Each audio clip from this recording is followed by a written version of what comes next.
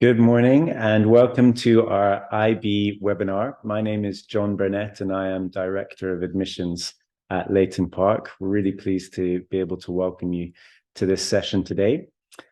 So the IB at Leighton Park has been running for a long time. We've been doing it for 16 years and it's very established, and we are very proud of the success of our students on this program. The IB really fits fantastically well with the values of the school. It is a program that is interdisciplinary. It's about understanding the world around us, and it's about giving students the broad set of skills to really have confidence going into the world and to be very capable individuals.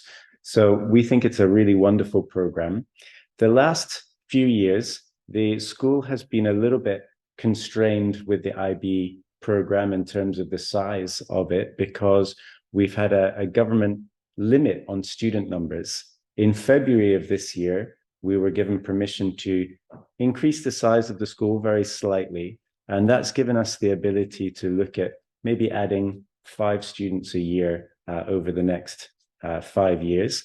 And a big part of this plan for us as a school is that this really enables us to commit even more to the IB, to grow the size of the program a little bit, and to be able to invite more students to be able to take advantage of this fantastic program.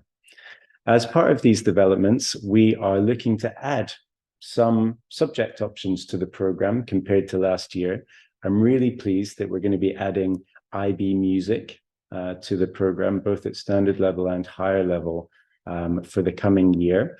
We're also going to be adding history as a higher level option, and we're going to be adding, and this is perhaps the most important, an ab initio Spanish option. So ab initio is Latin. It means from the beginning. So it means you can, even if you have never studied a language before, you can join the IB program. So I think that's a really great opportunity for students to be able to take advantage of this. Another thing that I'm really excited about is that we have the opportunity to offer some new scholarships specifically for the IB, and those scholarships are going to have a value of up to 30% of the day fee. So a really exciting time to join the school. We have our brand new sixth form study centre that will open in the summer next year. So there's going to be a really beautiful environment to study in, really inspiring learning spaces there as well. So that really is a great time to join the program. And that's why we wanted to share this with you today, so that you can really get an idea of all of those different opportunities. Another aspect of the support that the school is able to offer, we've been very fortunate that we have been left some money by the parent of a former student, which is going to form our Ian Austin Bursary Awards. These bursary awards, there'll be 3 of them every year for sixth form students, and so IB students will be able to apply for these. These bursaries will be means tested, but they will be up to between 80 and 100% of their fee covered. So there's a lot of opportunity there for all students. We don't want there to be any limits on those who can apply for this fantastic program. So that's a little introduction from me. I'm now hoping that we can go to Raoul from UCL to join us. So it is lovely to be here. And one of the things I would say is that UCL is incredibly accepting of the International Baccalaureate. I think we accept probably more students than almost any other institution in the UK. I mean, we tend to have a tussle with King's College London in terms of sort of who takes the most IB students each year, but we are incredibly comfortable with the qualification. And one of the reasons it works so well for us is that UCL is very, very much an interdisciplinary institution. So over 450 degrees at undergraduate level now, 11 faculties and schools at undergraduate level. And actually, the research we run is interdisciplinary as well, and that can run from incredibly serious things like a combination of the medical school and the mathematics department using fluid dynamics to work out how to prevent brain bleeds, or much more fun things. So recently the Slade School of Fine Art and the physics department sent a piece of meteorite back into space. So we are an incredibly multidisciplinary institution. One of the things that we like about the IB so much is it just gives a breadth to student study. So those interdisciplinary research projects that we have at UCL, we have programs that work around those as well. So incredibly diverse programs, but we find IB students do very well with and are incredibly comfortable with. So that can be from our arts and sciences program, which is UCL's take on liberal arts, to more recent programs like disaster and risk management, which we've seen a huge amount of interest in from students taking the IB. That breadth of study within the IB is just fantastic preparation for studying at UCL. The theory of knowledge and the extended essay are incredible tools to show that breadth and skill and research that is so critical for making successful application to UCL. So it's a really strong way of showing that you have that grounding in being able to work independently that we're so keen to have when we're looking at applicants. If you're not taking the IB, then the EPQ is another really strong way to show your interest in a subject. Although the issue with the EPQ is that you can only cover that in your personal statement, as opposed to having sort of a mark and a guidance to it in your application section of the UCAS application. The CAS element of the IB also offers valuable experience to highlight in your personal statement. So if not taking the IB, then students need to give extra thought to how we demonstrate commitment to personal development. So I think that's something that we are very, very keen to see from an applicant at UCL. We want to see that they can hit the ground running and be comfortable working at a very, very high level when they get to us. The IB is also great for showing very much intercultural and global awareness, which is also very much a key theme at UCL. So we have these 6 grand challenges, of which intercultural awareness is actually one of them, that shape all the research that happens at UCL. So the IB is just a great tool for you to very much show that you're a good fit for an institution like UCL.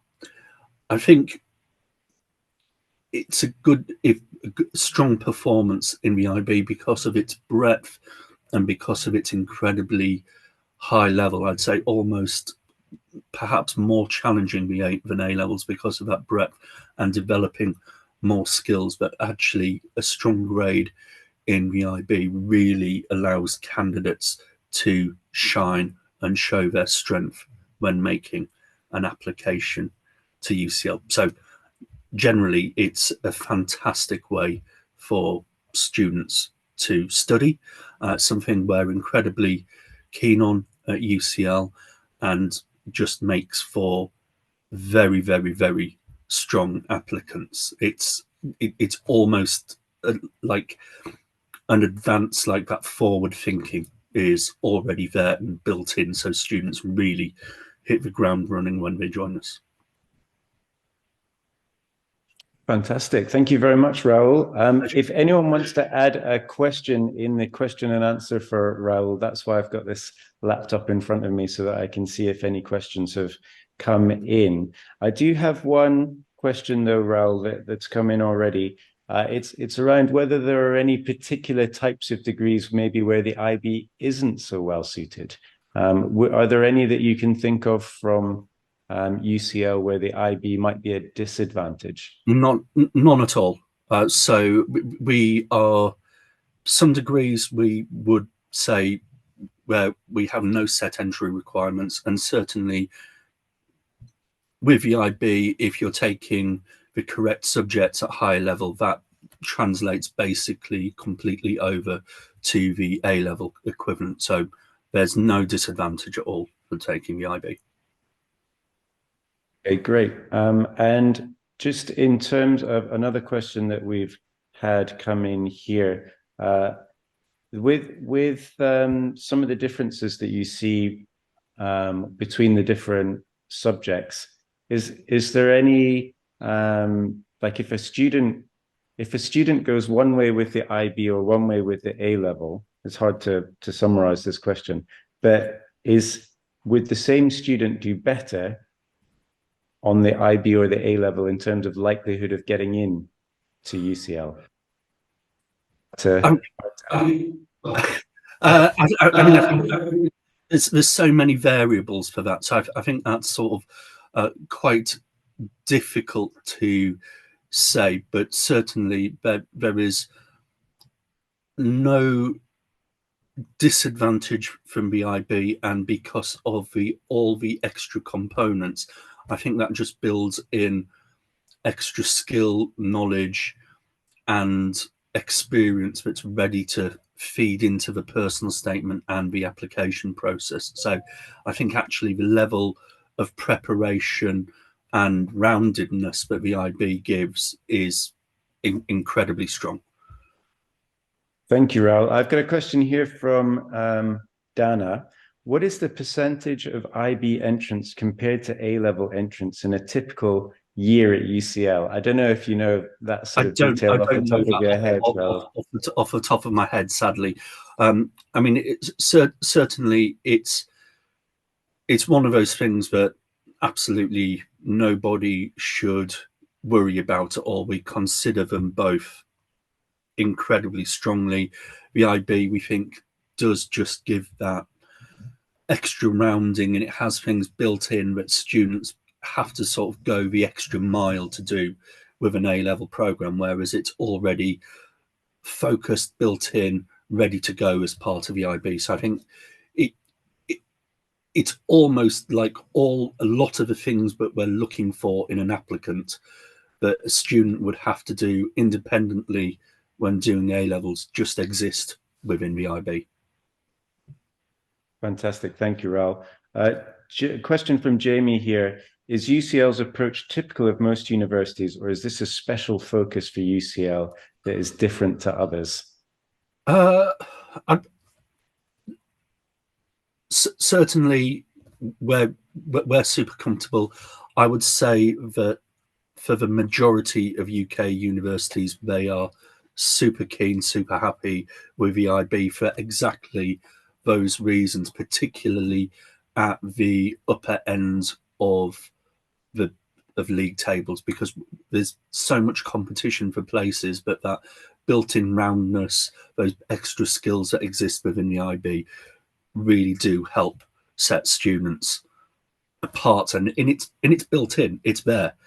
So it's just a fantastic tool that allows that to happen as things to happen as part of the curriculum and teaching that are maybe extra activities for students taking A-levels. Yeah. Thank you, Raoul. We've got another question here from Piers. How much weight do universities, or at least from the UCL perspective, put on the personal statement versus academic results?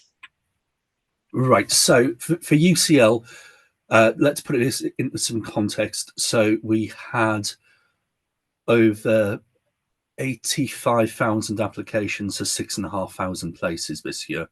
the vast majority of students meet or exceed the minimum entry requirements now, because people don't want to waste a space on the application. So the personal statement is either the key item we will use to make a decision on an applicant, or it will take an applicant through to a next stage, such as an interview, a design test.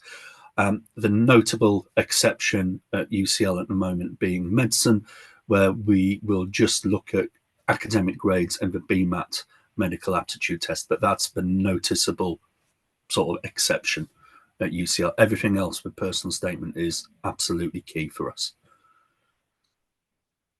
Fantastic.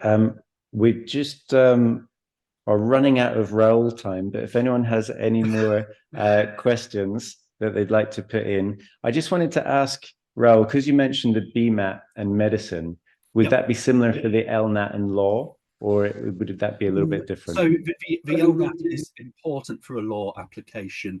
The way we changed the way we considered medical school applications, because the personal statement and people's access to work experience was so different, because people come from a huge range of backgrounds, that we thought the fairest way was purely to use the BMAT. So we're looking at the highest BMAT scores, and then about 800 or so of those students will be invited to interview, and we'll basically keep interviewing until we find the right applications or the right candidates for the 350 or so places we have.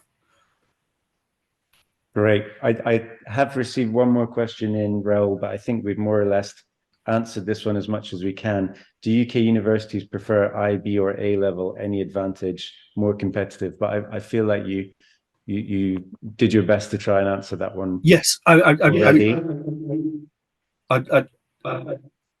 don't think there's a preference, but I think the natural components of the IB build in skills and qualities, knowledge and understanding that add to an applicant's portfolio that exist as part of the IB, but have to be extra self-motivated activities for A levels.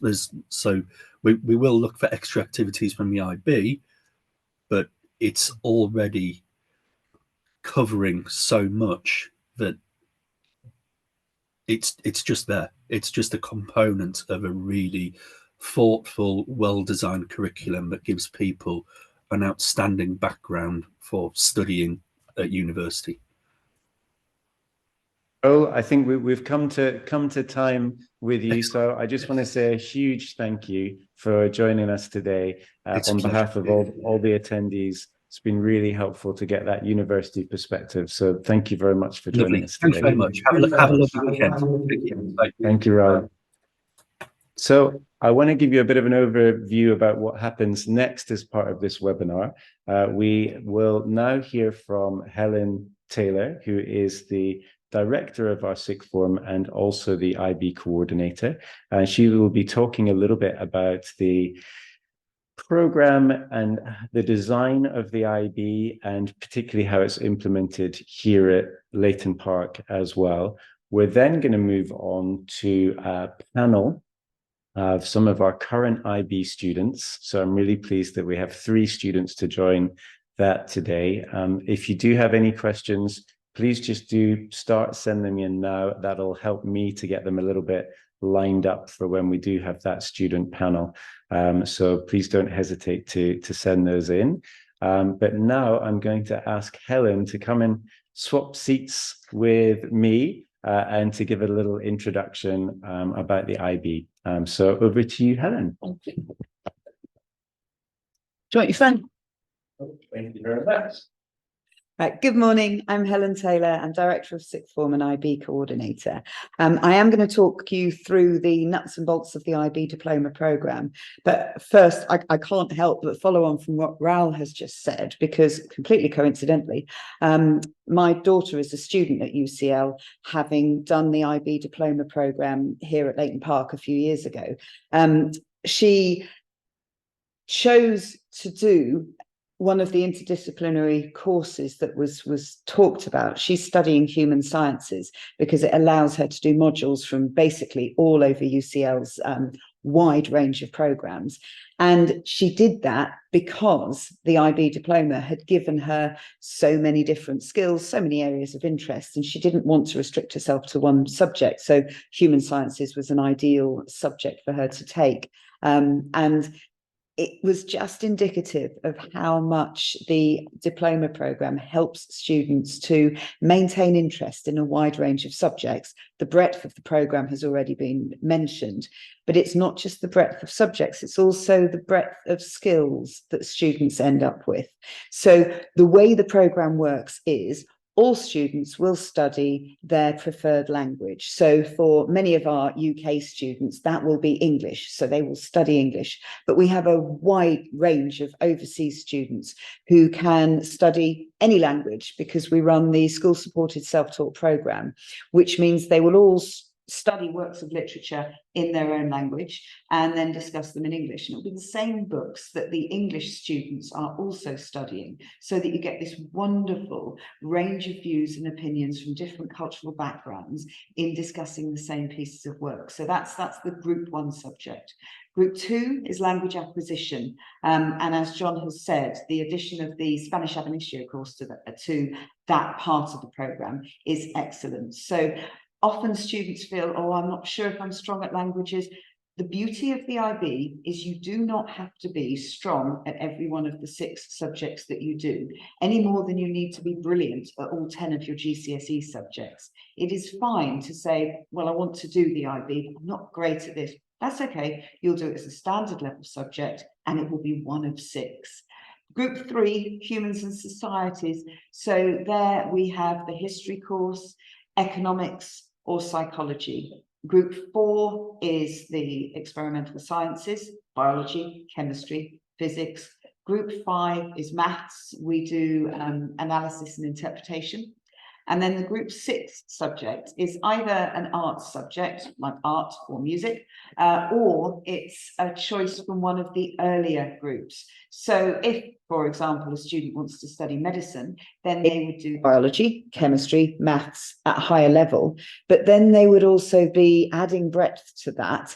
Those would be the A-levels that any A-level applicant to medicine do, but the IB student can also add in standard level psychology, some English literature, and another language, as well as having studied theory of knowledge and as well as having done the CAS programme that, as Raoul said, universities really appreciate. So you have that breadth, but you can choose to specialise in a particular area.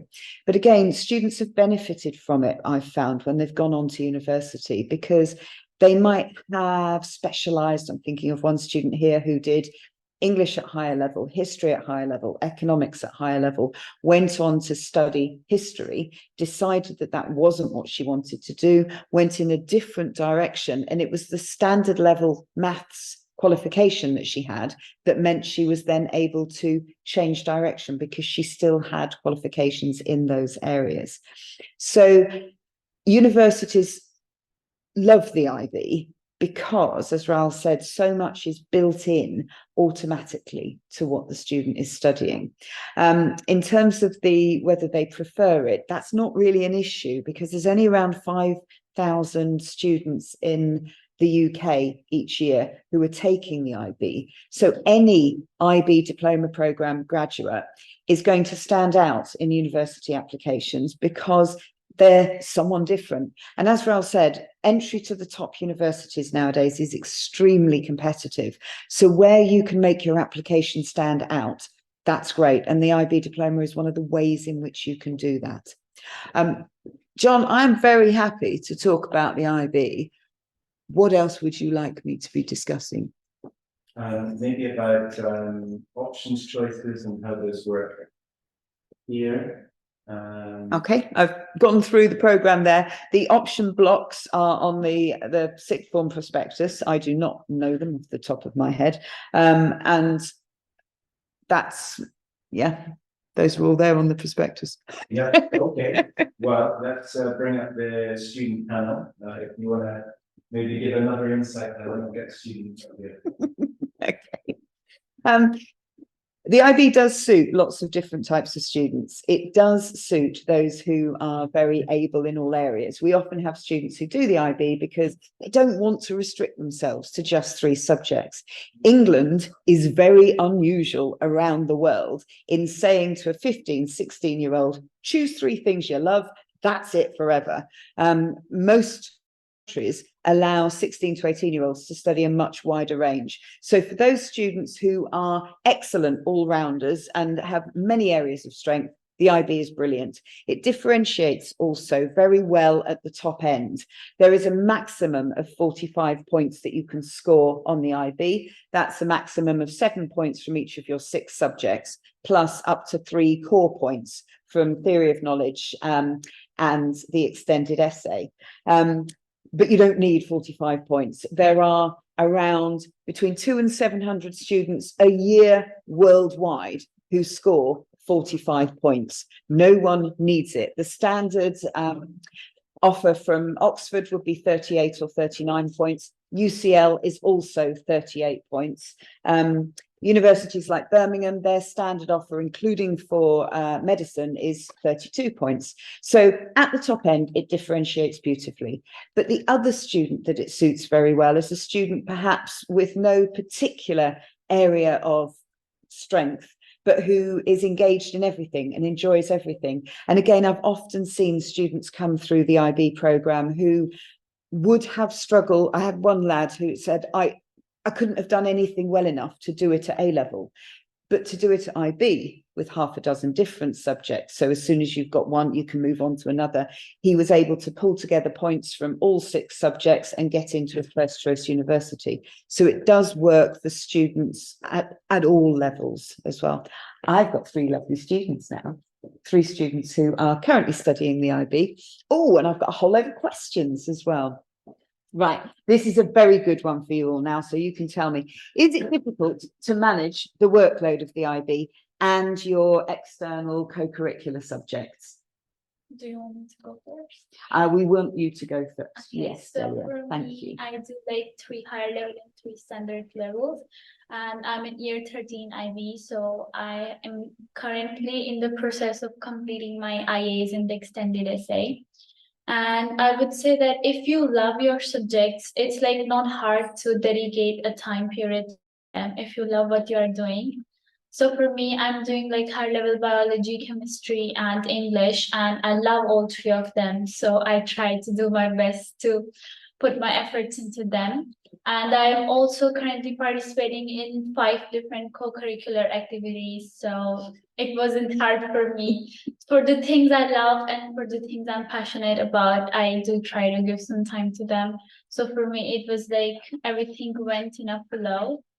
And hopefully my extended essay will be completed soon. Brilliant. Thank you, Delia. Delia, do you want to say what you find about the workload? It's my first year doing IB. I just joined IB as well this year. I find it really interesting. I love it. For my higher subject, I chose maths, English B, and economics. And for standard ones, I chose physics, psychology, and Russian A as self-taught. And for me, it's really, I wouldn't say it's really easy, but it's not as hard as well, because I love subjects I chose. And time management right now is quite easy thing for me because I don't have much work to do. But usually I work a lot on weekends. So for example, right now I'd be studying because I like to study in the morning, then during the day, I like to go to town, maybe spend time with my friends, and then the evening I study as well. And so if you know what you're doing, it's really easy to manage your time. Thank you. And Ray, you've also just started the IB programme, so let us know what you're doing and how you're getting on with it. Well, also for me, this is just like a new school and I've just started with the IB, and for me, it's been really great so far. I've really liked it. The workload itself was at the start, I had to kind of figure out how to manage it, where to kind of put my focus on, and kind of what subjects I wanted to do at what level, because there was a bit of a confusion with what subjects I ended up wanting to take. And if you want to change your subjects, you can do that, and there's no problem with that. And that was also really easy for me. So The workload itself, I had to adapt to it, but now it's really good. I would say I kind of fell into a rhythm of organizing myself, writing down what I need to do, studying at like designated times, and in boarding we also got prep time, which is really useful. So I always try to get my work done there while I can. So yeah. Brilliant. Thank you very much. There's a question that says, we wondered how the students found the step up with work from GCSEs to the IB. But you've come from different backgrounds. So in terms of that, you're not the best students to answer this, are you? The thing about the IB, because it's an international program, it is not based on having a particular prior knowledge in quite the same way that A-levels are. So A-levels, being an English qualification, are based on students having done GCSEs, which are another English qualification. So for the IB, it doesn't matter what your background was. So for many of our students, obviously, it is GCSEs, but for our international students, it's all sorts of different things. But you've done a few GCSEs, haven't you? So go on, how have you found the step up in terms of content? How well do the IB courses follow on from GCSE knowledge? So last year I was doing pre-6. I was doing 6 GCSEs. I was doing combined science, maths, English, and geography. And after that, like this year, I chose physics, as I really liked physics last year, and I would say I had a quite good grade in my combined sciences. I also chose maths and English because I like my teachers and I like the subject. I would say if I would do GCSEs as all the other students did, 10 or 11, it would be probably better. But even though I chose prefix, it was really easy to adapt to IB. Because still last year I had a lot of studies because I was doing GCSEs in only 1 year. Even though it was only 6 of them, it was still hard. So it's not a big difference comparing this year to last year. So I adapted quite easily. Brilliant. Thank you very much. How have you two found the change from the courses you were doing previously to moving on to an IB course? For me, I'm from like an Indian education background where we do CBSEs, and it's like basically 5 subjects, and most of them were same as like my IB subjects, but the science was combined in CBSEs, and I would say the transition between CBSEs to IB was a really smooth one for me because subjects weren't that different, and also the Indian curriculum is very like demanding and high, which I really found is a good quality in IB. So you can adapt quite easily if you're from any background. Thank you. Ray? Well, for me, it was kind of like coming from Germany to England. The school systems are quite different, but like the part of Germany where I'm from, the school system is also like quite demanding. We've got 16 subjects. I took 16 subjects before I came here. So the workload was insane before I came here, but that's also one of the reasons why I was like, okay, IB might not actually be like that bad, because at the start I was quite terrified of it and I was like, what if this is too much work? But it ended up not being like that much at all. And I kind of like just made myself worry like for nothing, because like with the prior knowledge that I had, most of the things that we're doing right now, like I have already done once in school, and it's also prior knowledge from from a lot of other school systems. Like from what I've heard, like the starting topics of the IB are usually quite like just revision, like stuff most people have already done before. Like you can pretty much go in there with prior knowledge about the topics you are going to like discuss, I think, is the word, from any background. You can just transition into it smoothly. It's quite easy. It's easier than a lot of people would say. Thank you. I've got a question about workload, which I am going to give to the students in a minute, but it's one of the things I want to make very clear. The IB diploma programme is hard work. To get a good grade on the IB, you're going to need to work hard. The same is true of A-levels. You cannot get good A-level grades without working hard for 2 years. It is easier, though, on the IB programme to not work that hard, or as hard as you should, in the lower sixth year.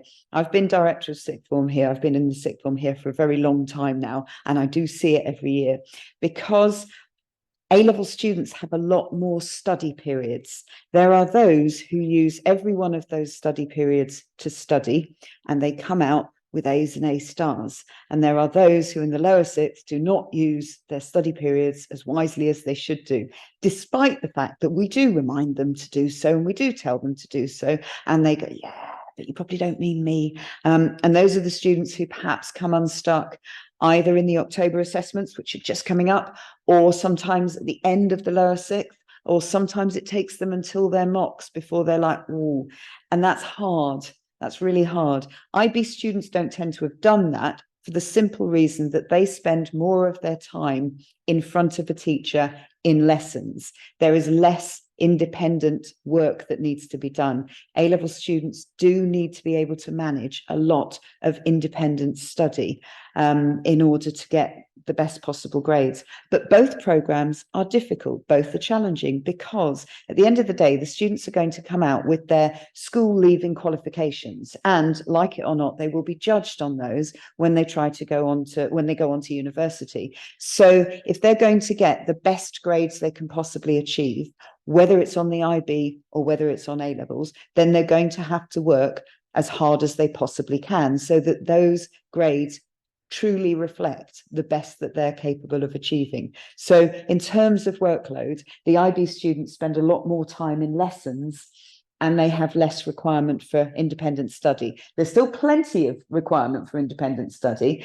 but it's not quite at the same level. The question that's here is, do you feel the IB is more challenging or more stressful than 4 A-levels? My view would be that 4 A-levels is much more challenging, because A-levels require, as I say, around 5 hours per subject per week independent study. And the usual programme is 3 A-levels, so that that study time in school can be used to do some of that independent study. If you do 4 A-levels, you fill up all that study time, and you add on the requirement to do another 5 hours or so of independent work. So that's really tough. But yeah, tell us how you find your workload compared to that of A-level students, whether they're doing 3 A-levels, which is what most of them are doing, or 4. For me, I have lots of like A-level friends, because simply for the fact there are more. And when I compare my lessons with them, it's surely the one with 4 A-levels have like same study lessons as me. But IB is more about like practical knowledge rather than the theoretical. So my A-level friends spend a lot of time learning the theoretical knowledge, as I do. But on the same time, I have to work on researches and like doing my own flip learning, or maybe some independent or critical thinking rather than they do. So for me, it's like an equal balance. If you do IB, you spend more on critical thinking and independent learning and practical work, whereas on A-levels, you spend more time on theory. Thank you. Have you two got a view on this yet? Obviously, you're a few weeks into the course, so how has everybody found those first few weeks? Sorry.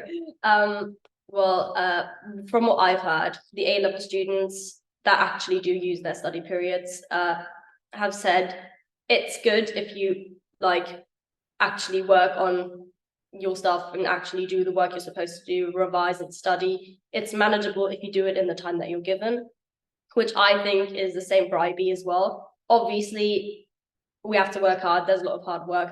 But I feel like because of the fact that we're in lessons so much, we don't have to like figure stuff out like and explain it to ourselves as much as A-level students do. And there's a lot more room for like, if we have any questions that we can ask them, which I found to be really helpful for my case, because there's a lot of like language barriers as well. And being able to ask the teacher what's meant by that is really helpful and kind of eases the workload that I have to like do by explaining and like researching the words and the terminology of stuff a lot.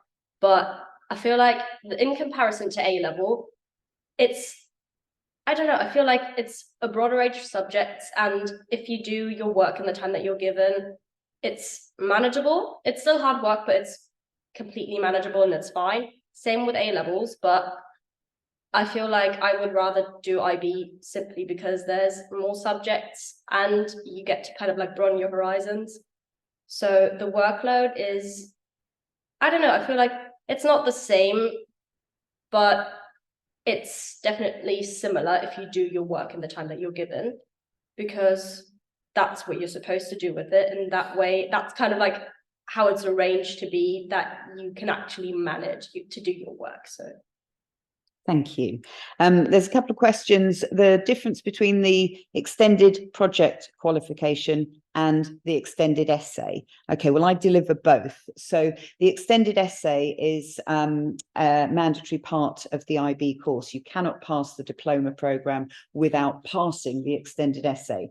It's something that we start in the January of their lower sixth year with saying, right, have a think about what subject you want it to be in, what topic you want to do, and who you want your supervisor to be. And then you discuss with your supervisor the topic you're interested in and come up with kind of research questions. And you might come up with 2 or 3 and then go off and have a think about those and do a little bit of preliminary research and find something which is specific enough that you're going to be able to write an essay of a maximum of 4,000 words. So not too broad, not too narrow. Generally, the problem is that students go too broad, and the more research they do, the more they find out. And at that point, they need to narrow down their research question. And that's absolutely fine. That's a really valuable process to go through, because obviously it equips them for doing precisely the same when they get to university. They then have an extended essay camp in June of the lower sixth year, where they will have done all their research, or a lot of their research, and then we spend 2 days in the library with the students just focusing on writing that first draft. So they should have around 3,000 words written by the end of that extended essay camp. They then meet with their supervisor before the end of the summer term and then finish it off over the 2 months of the summer holiday. That's the plan. Doesn't always go entirely to plan, but more or less we get there. So that's the extended essay. It's a 4,000 word maximum essay. The extended project qualification may or may not be an essay. Around half the marks there are actually awarded for the process the student goes through in getting as far as their finished product. The finished product might be an artifact. It might be a musical. It might be a charity event. It might be a go-kart that they've built. It might be a series of YouTube videos to train you in physics. It might be a tapestry, or it will be a formal essay. But the students need to, during the EPQ, reflect on their process, have a timeline of what they're going to do and when they're going to do it, and then comment on how easy they felt it was to stick to their timeline and to manage their process. That we deliver as a co-curricular activity. So I meet with my group of students for an hour once a week. So they don't get a lot of it written during that time. They do a lot of planning, discussing and research, and then they write it for the most part over the holidays. One of the big differences is it can be as big as you want it to, the EPQ. So sometimes they have ended up being stupid big, basically. It can be on anything. It's wider. It doesn't have to be subject specific like the extended essay. But a big part of it as well is not all students complete their EPQ. We don't see that as a problem. The general reason why they don't complete it is because time management. They get to the point where they realize that they haven't done as much over the summer holiday as they should have done. They need to focus on their A-level subjects. They perhaps didn't work hard enough at their A-level subjects over the previous year. They've got to focus on them now, so something has to give, and it's often the EPQ.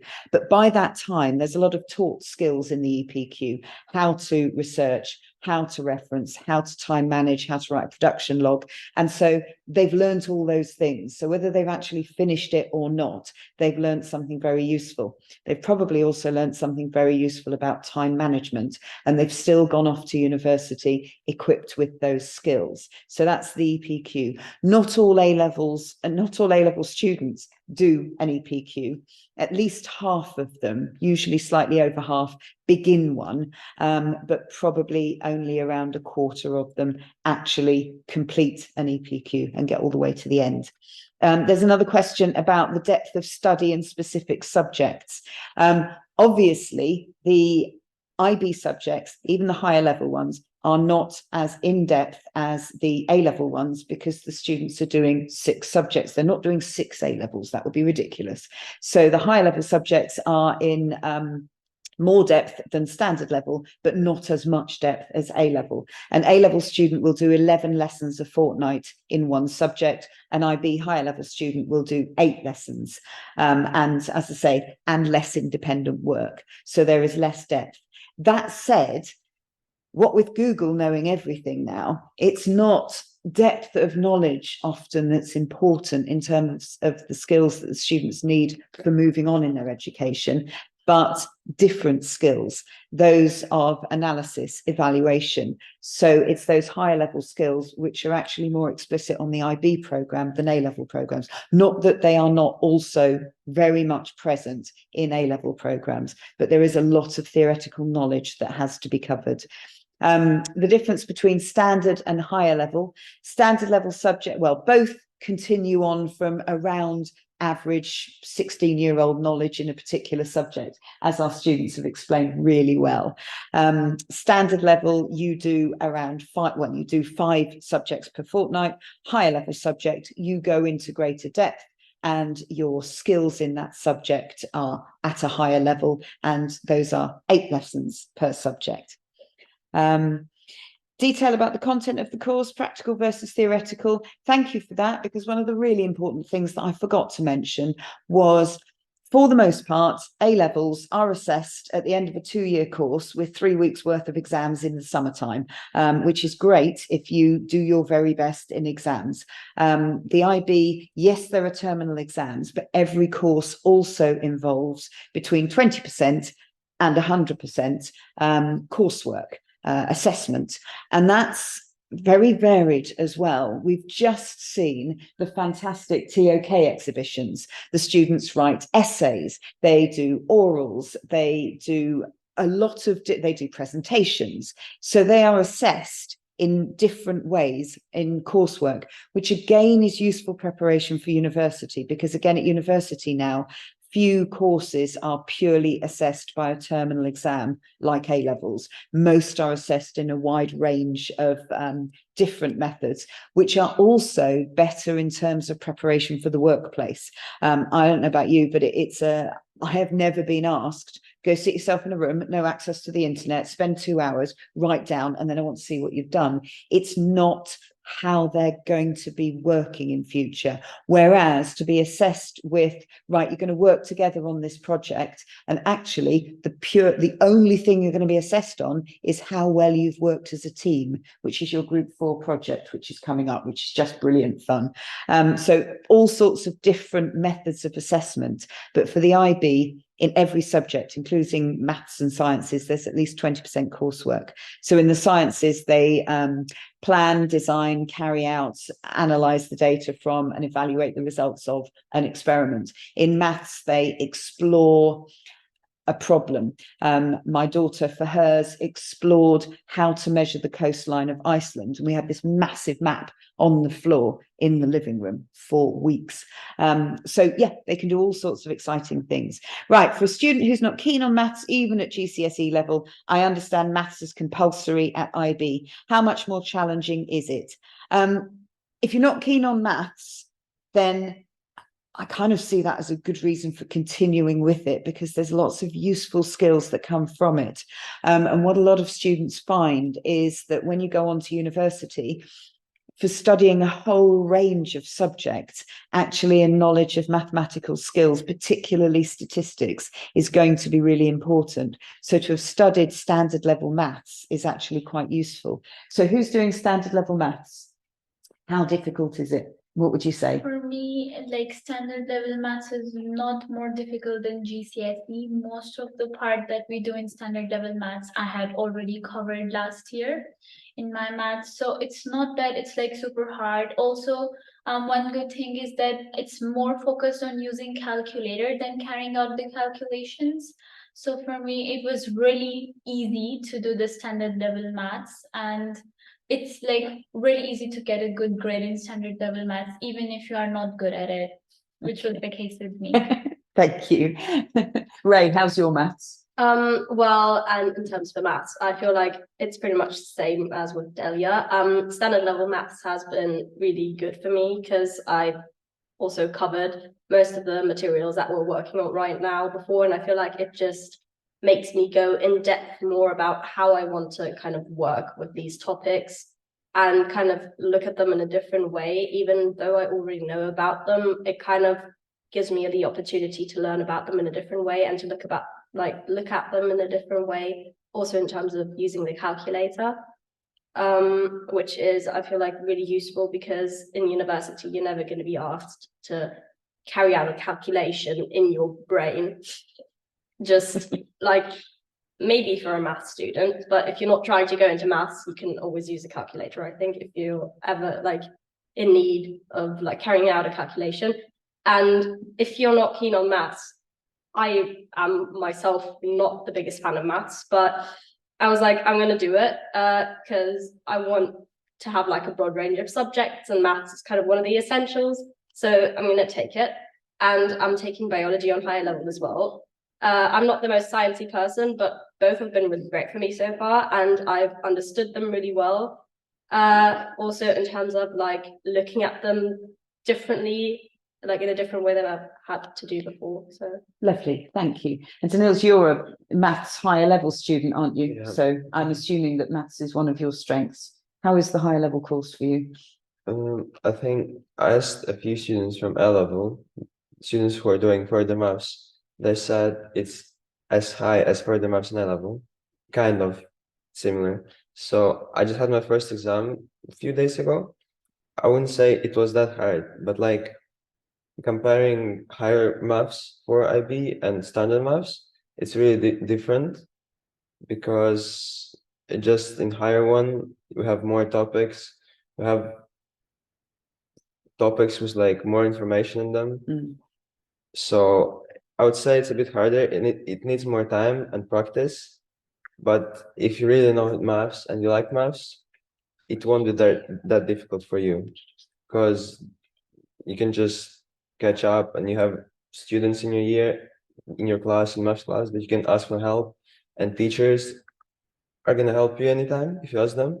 So it's not that difficult as it seems it is. Brilliant, thank you very much. Maths is actually the only subject where in the IB we teach the students separately. So there is a standard level class and a separate higher level class, which does move a lot more rapidly. I've got a final question here that asks which subjects are available under the arts. So currently under the arts, we have art, fine art, and also music.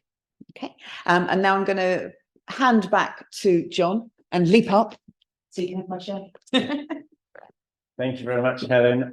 Thank you also to our fantastic panel of students that have done a great job answering those questions. Thank you to them for giving up an hour of their Saturdays on a sunny day. I now want to share with you some feedback that we've had from our former IB students who are now at university. And they were kind enough to share short video clips telling us about how the IB experience has now set them up for university, some of the things that they found valuable about it as well. So we're just going to close this webinar with this video of some of our former students who are now at university. I hope that you found today useful. Any more questions that you have, please do get in touch with us. If you're a current student at the school, do talk to your teachers and your heads of department. Do come and see Helen.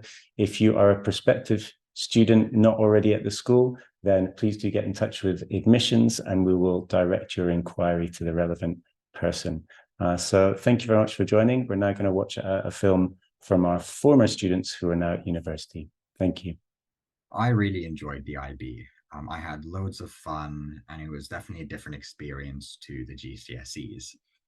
And I'm really glad that I decided to do it because back in year 12, I wasn't really too sure what I wanted to do with my career.